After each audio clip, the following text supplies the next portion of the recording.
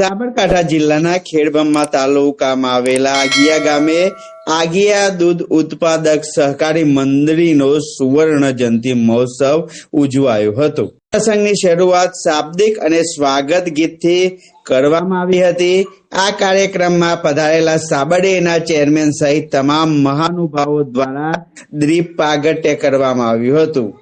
આ કાર્યક્રમમાં શોભા વધારનાર તમામ મહાનુભાવોનું આગિયા ઉત્પાદક સહકારી મંડળી દ્વારા ફૂલહાર, શાલ અને મોમેન્ટ આપી સન્માન કરવામાં આવ્યું હતું। સમારંભમાં સાબરડેના ચેરમેન શ્રી શામળભાઈ પટેલ, સાબરકાંઠા જિલ્લા સહકારી સંઘના ચેરમેન જસુભાઈ પટેલ, જિલ્લા ખરીદ વેચાણ સંઘના ચેરમેન જેઠાભાઈ પટેલ, સાબરડેરીના વાઇસ ચેરમેન બ્રિજેશભાઈ પટેલ, ખેડબ્રહ્મા એપીએમસીના ચેરમેન અમૃતભાઈ પટેલ, સાબરડેરીના ડિરેક્ટર શ્રી રામાભાઈ પટેલ, સહકારી જીન ખેડબ્રહ્માના ચેરમેન પરસોત્તમભાઈ પટેલ, સાબરકાંઠા બેંકના ડિરેક્ટર ગોપાલભાઈ, સાબરડેરીના મેનેજિંગ ડિરેક્ટર સુભાષભાઈ પટેલ તથા ખેડબ્રહ્મા વિધાનસભાના પૂર્વ ધારાસભ્ય અશ્વિનભાઈ કોટવાલ વગેરે હાજર રહી કાર્યક્રમને શોભાવ્યો હતો। આગિયા ગામ ખાતે યોજાયેલ દૂધ મંત્રીના સુવર્ણ જયંતિ મહોત્સવ પ્રસંગે ખૂબ ધન્ય આગિયા દૂધ મંડળી દ્વારા સેક્રેટરીઓનું અભિવાદન કરવામાં આવ્યું હતું।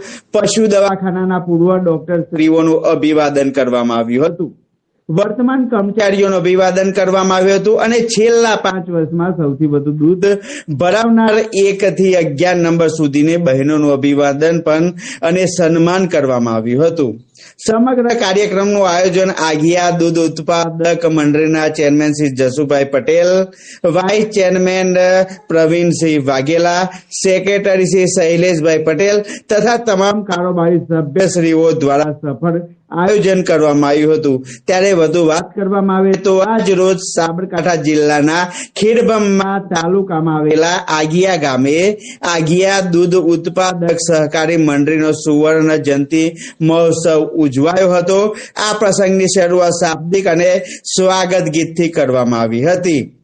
આ સમારંભમાં સાબરડેરીના ચેરમેન શામળભાઈ પટેલ, સાબરકાંઠા જિલ્લા સહકારી સંઘના ચેરમેન જસુભાઈ પટેલ તથા પૂર્વ ધારાસભ્ય અશ્વિનભાઈ કોટવાલ વગેરે હાજર રહી કાર્યક્રમને શોભાવ્યો હતો। સમગ્ર કાર્યક્રમનું આયોજન આગિયા દૂધ ઉત્પાદક મંડળીના chairman Shri Jasubhai Patel, vice chairman Pravinsinh Vaghela, secretary Shaileshbhai Patel તથા તમામ કારોબારી સભ્ય શ્રીઓ દ્વારા સફળ આયોજન કરવામાં આવ્યું હતું।